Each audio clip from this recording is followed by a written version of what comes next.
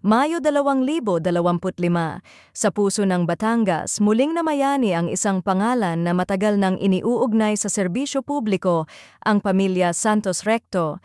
Si Vilma Santos Recto, tinaguriang star for all seasons sa mundo ng pelikula, ay muling bumida. This time ay bilang governor ng Batangas sa ika-4 na pagkakataon.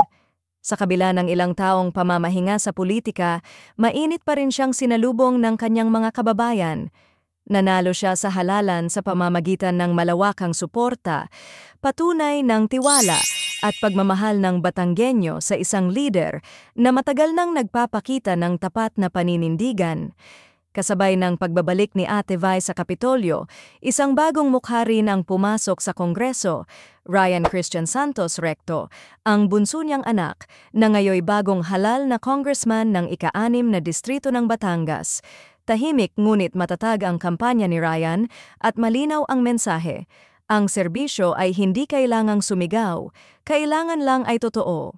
Ngunit hindi lahat ng miyembro ng pamilya ay nakaranas ng tagumpay ngayong halalan. Si Luis Lucky Manzano, anak ni Vilma kay Edu Manzano, ay tumakbo sa pagkabise-gobernador ng Batangas. Bagamat kilala sa mundo ng showbiz at telebisyon, tila hindi sapat ang kanyang kasikatan upang maabot ang tagumpay sa larangan ng politika. Habang lumalabas ang resulta ng bilangan, pumapangalawa si Lucky sa kanyang katunggali. Hindi man pinalad, isang makabuluhang mensahe ang ipinaabot ng kanyang asawang si Jessie Mendiola. God's plan will always be more beautiful than your disappointments.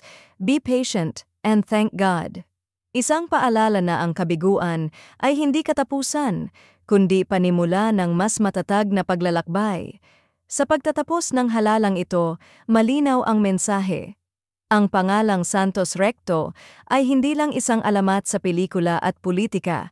Ito'y simbolo ng pagtitiwala, pagbabagong henerasyon, at paninindigang may puso. Para sa ilan, panalo. Para sa iba, aral.